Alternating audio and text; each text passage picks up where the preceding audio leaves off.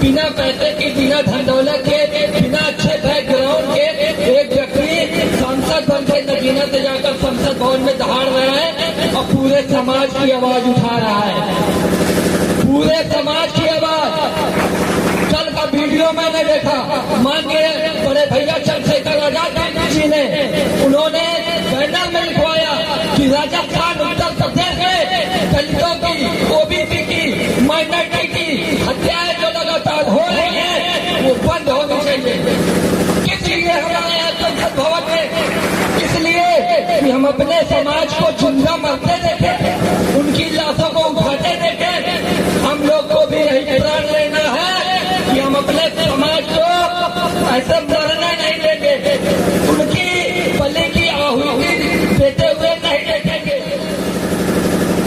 अभिनंदन करता हूँ, मैं कुंडा से चल के आया हूँ और वर्तमान में मुझे भीम आर्मी संगठन मंत्री का पद दिया गया है, जो मैं अपनी कार शक्ति से अच्छे से निभा रहा हूँ। बड़े भैया ने जितनी तारीफ की वो बहुत ज्यादा है। मैं भीम आर्मी संगठन का एक छोटा सा कार्यकर्ता हूँ, जो मैं लगातार काम कर रहा हूँ। कहीं भी समाज में किसी के भी साथ शोषण होता है, अगर कोई व्यक्ति थोड़ी सी भी आवाज लगा देता है तो सबसे पहले उनका भाई, उनका छोटा भाई भीम आर्मी का कार्यकर्ता उनके साथ खड़ा होता है।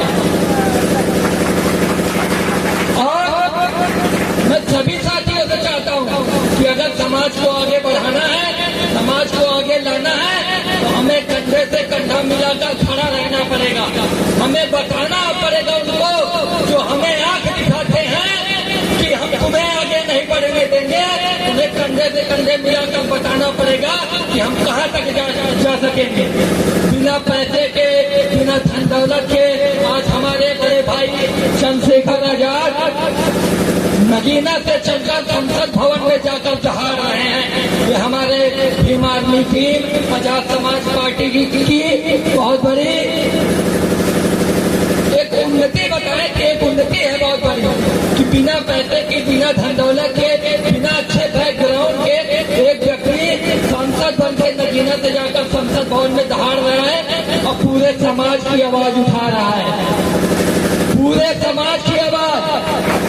कल का वीडियो मैंने देखा, माननीय बड़े भैया चंद्रशेखर आजाद जी ने, उन्होंने बैनर में लिखवाया कि राजस्थान उत्तर प्रदेश में दलितों की, ओबीसी की, माइनॉरिटी की हत्याएं जो लगातार हो रही है वो बंद होनी चाहिए। किस लिए हमारे यहाँ संसद भवन में?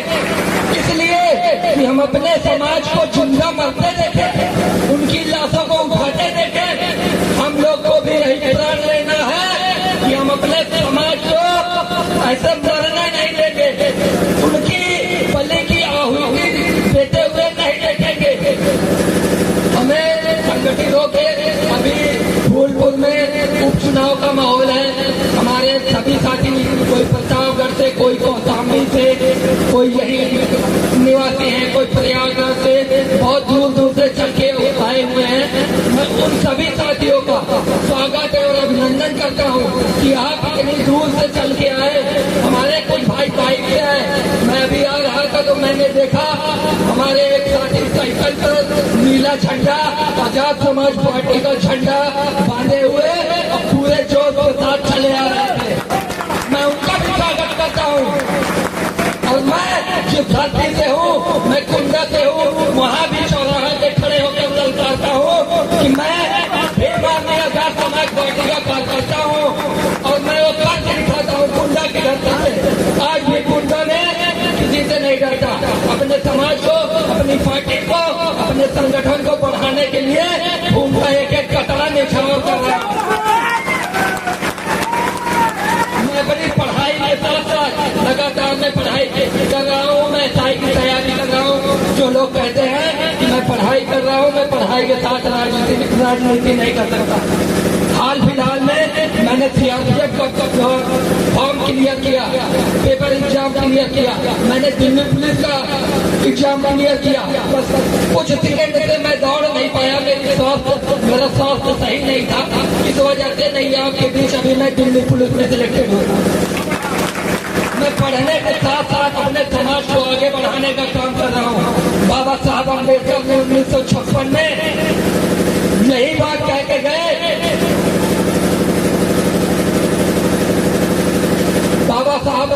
ने 1956 में यह कहा, उनका आखिरी शब्द यह था कि मुझे मेरे अनपढ़ समाज ने धोखा नहीं दिया, मुझे मेरे पढ़े लिखे समाज ने धोखा दिया है।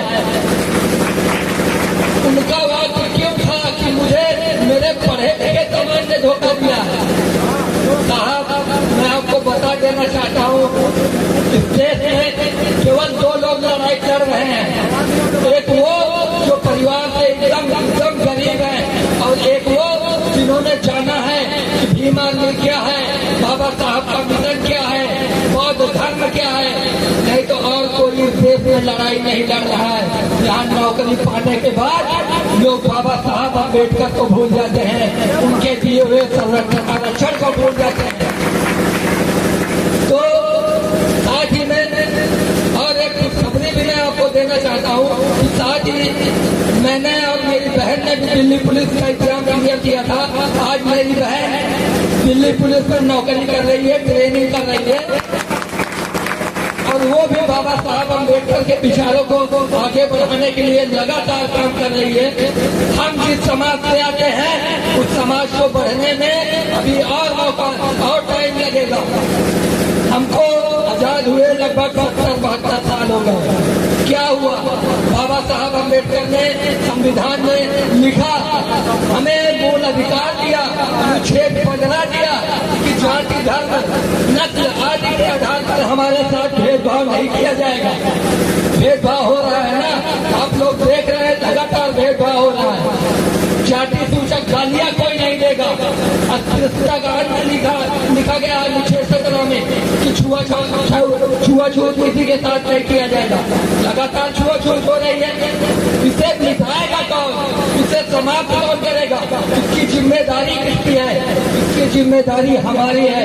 आज हम और आप आए हैं तो कुछ बात हमारे और आपके बीच हो रही है कि ये छुआछूत, ये असमानताएं जो हमारे समाज को झेलनी पड़ रही है, अगर हम पढ़ लिख रहे हैं तो उसे हम नहीं खत्म करेंगे तो और कौन खत्म करेगा? हम लगातार उसे खत्म करने का प्रयास कर रहे हैं।